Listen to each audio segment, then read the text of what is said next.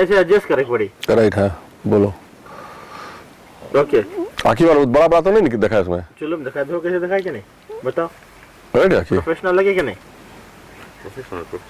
so how did you learn to speak English? I mean you are a farmer and you speak English. Usually they are uneducated, they don't speak English. We are living in multiracial country and every day we are talking in English with people of the other religion or other ethnic group. Wait करो तुम जा शुरू से बताओ कि हम school गया school में एजुकेटेड ना उला बताया मांगता तो तुम वहां से जाके आओ अच्छा राइट रिवर्स से आई फोर्ड मांगता रहा राइट स्टार्ट बिगिनिंग राइट है right action our English starts right from the school. During our time, the school was not so good, but though we have started learning right from class 1, then class 8, we end up at the primary school to class 8. Then after that, we went to the secondary school, or myself, I went to the secondary school. As I have mentioned earlier, to Ba. And there I have completed during that time in 1972 I have my academic education ends up in Form 5. During that period we are doing New Zealand school certificate examination. These papers were all coming from New Zealand and were marked in New Zealand, only supervised by the local supervisors. So that time I have got through with that exam. And immediately after that I had no other choice but to harvest the cane for another 6 months. Then I applied in the Royal Fiji Police Force. So I was so fortunate that I was enrolled in the Royal Fiji Police Force. That was in 1975.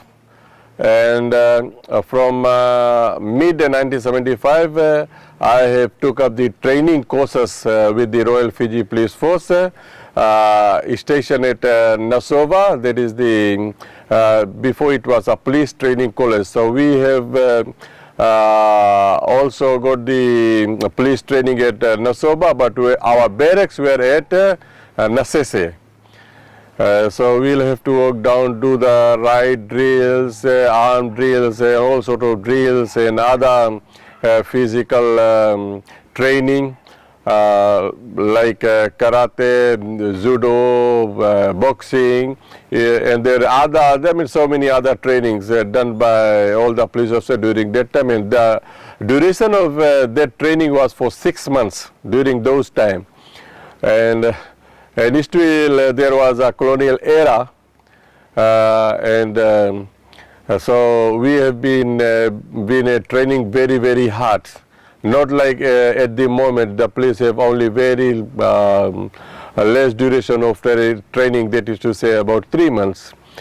And during those times the lecturers were so good, they were explaining very properly, and everything was understood accurately.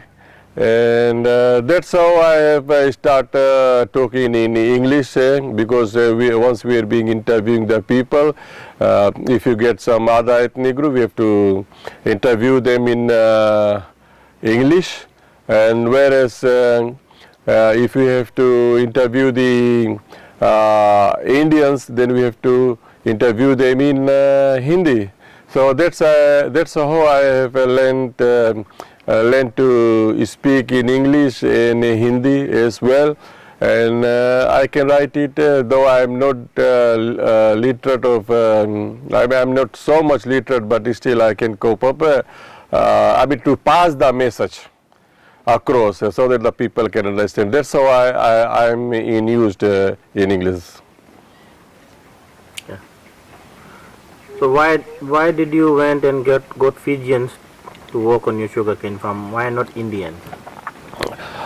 These days what actually happens, the Indian sons, they are educated, because once the our forefathers came to Fiji, they were illiterate. So their main ambition was to let their children to be educated, because when they came from India, they didn't bring anything, only they bring their holy books, that's all, and maybe whatever knowledge they have in their mind. But those people were very illiterate people.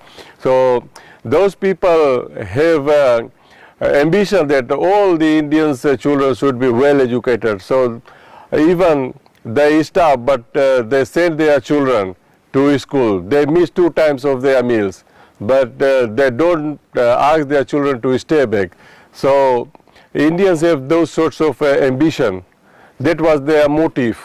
So all the Indians people, they were trying to study so that they can get good jobs, and that's what's happening now. The Indian children, their parents, like myself, I got only one son. I asked him to, I mean, he's completed 1 year with the University of South Pacific, but then I asked him to, why not you just do some trade job, because trade is in demand all around the world, or everywhere, wherever you go. So though he's getting less salary, but he'll get the job he got the trade job. So that trade can't be taken away by any person. That is in my mind. So other parents are doing the same.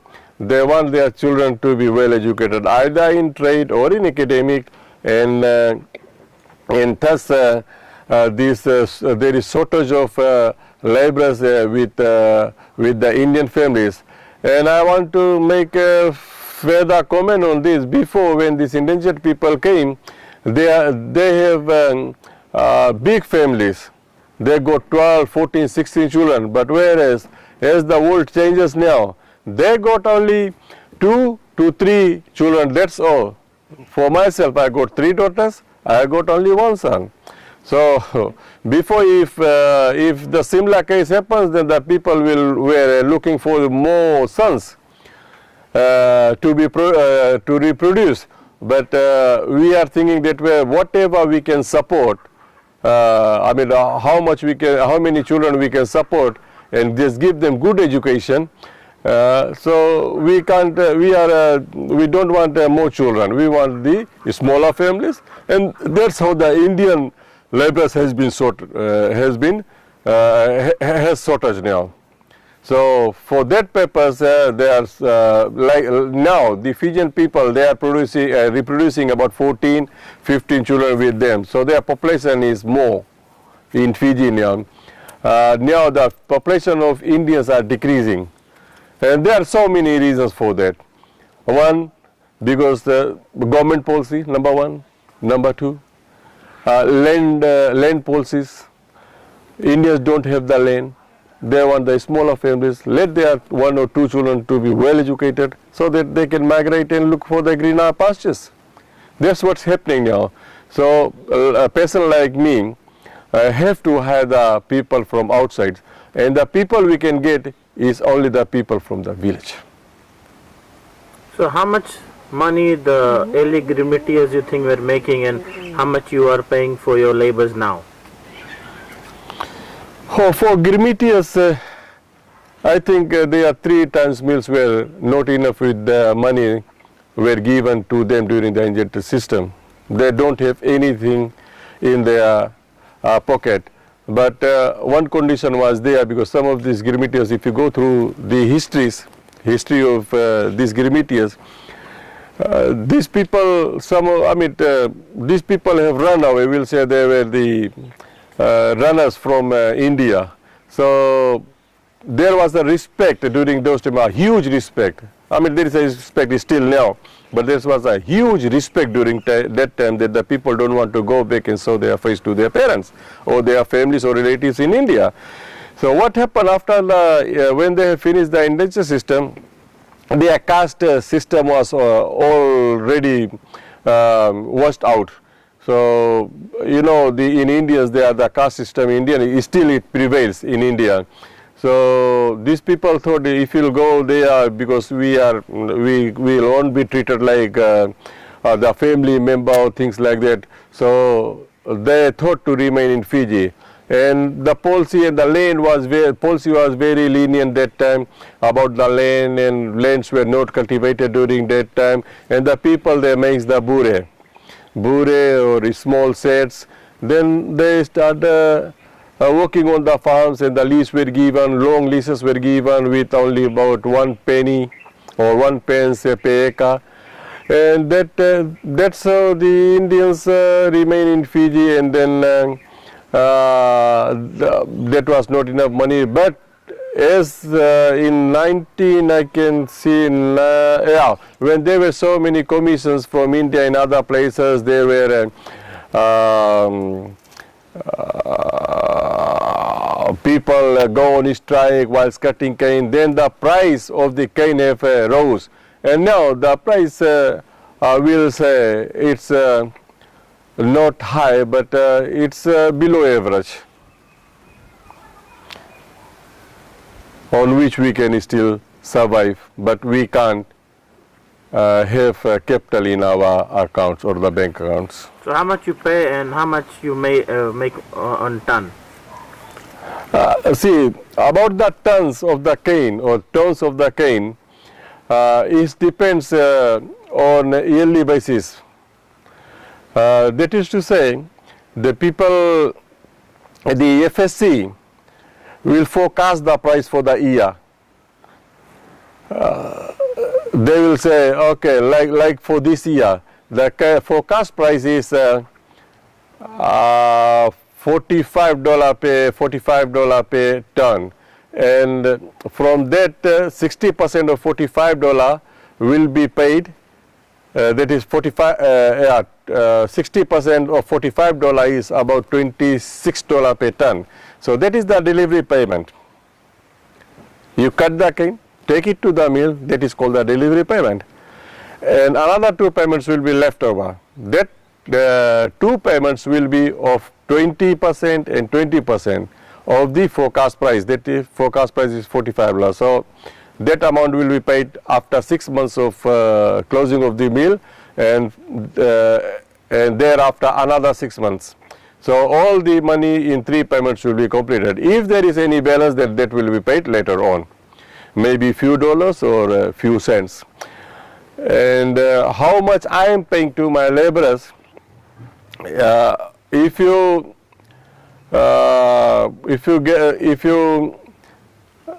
calculate on $26, we are paying about $12 per ton of cane to my laborers, and the cartage rate is $6, and for the sardar is $1, and you have to supply some refreshments like juice, tea, ammonia, water, right, and that's take some more money, say another $1. So that's how we are paying the cutters at this stage. So who are the sardars? I mean, Sardar are the people. Sardar are the people who get. I mean, it's the sardar is chosen every year. These sardars are the leading hand of the gang. Sardar makes the people to cut the cane or harvest the cane, sugarcane, and bring the quota from the Fiji Sugar Corporation. Fiji Sugar Corporation got the sector office. Like us, we got the Drasa sector office. We'll have to go to the Drasa sector, or the sector field officer will come on the roadside road, and you have to wait on the roadside, and he will deliver the quota per day. He'll think how many quota a gang should be given, like 1 quota per day, or in 2 days you will get 1 quota or 2 quota per day. So that's the work of the sardar, to get the quota, take the daily presence of the cutters, how much they have worked, and how much they should be paid for that particular load of cane they have harvested and loaded it, and it was sent to the mill. So in general, we'll say for harvesting purposes, Sardar is the overall supervisor. What is the quota? Quota is advice that is given given to how many loads of cane you can take to the mill, as I have explained you earlier. फिर से बता, समझ नहीं जनता. ओहो, मैं अभी बताया तो रिकॉर्ड नहीं कर रहा हूँ. Oh, so this quota is been given by the field officer every morning, that how many loads of cane you can take from your farm or from the gang's farm to the mill. And I wonder you don't know about the gang. What is gang? So I should explain you about the gang. Gang is the people, I mean the farmers, they get together, say about, we got. Just the kara, फिर से बता, what is a gang? Okay. पीछे करता है. नहीं, wait, बोलो. हिलो डुलो नहीं. Wait. Okay, बोलो. What is a gang? Gang is been formed by 10 people or 10 farmers or 20 farmers or 50 farmers get together and form a gang. In that, each farmer have to supply substitutes or himself to harvest the cane. And this will be in 10. Like it starts from number 1 to number 30. So first 20% or 50% of the cane will be harvested on the first farm, then it goes on of the same percentage. And that's how the gang works. Are you a member of a gang or you are independent farmer? Prior to this, I was a member of a gang, but from last few years, there is a commotion in the gang, and due to that, I am an independent gang. I got an independent gang. So that's why you went and brought Fijians to work on your sugarcane farm? For that purpose, we have to bring our own laborers to cut the cane. And this quota is being given on the basis of the tonnage what I have got on my farm. How many tons you have on your farm so far? It may be between 500 to 600 tons this year, but sometimes I am harvesting about 700 tons. I can, if I work hard or if I've got more laborers during the season for the year, then I can produce more cane on my farm. But there is no one to help me out on my farm. Only my wife stays back. At times only she goes on the farm. That's how I'm working on the farm.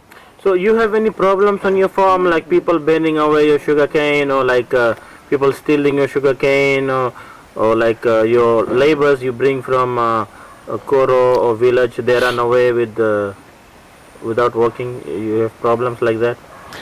Of course, yes. There is so many problems. There's not only one. There are so many problems. Once you get outsiders to work, to stay with you, first of all, they will find the difficulties. Sometimes they can't integrate with your rules and regulation. So there's one problem comes up. Sometimes their demands are too high. And once they start harvesting the cane, you don't know whether these people are experienced people or they are just the newcomers.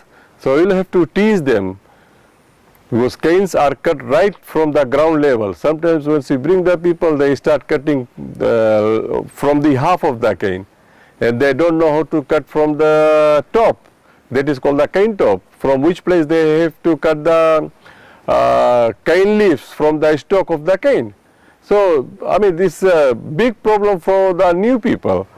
And once these people get experience, they get into that one, that is okay.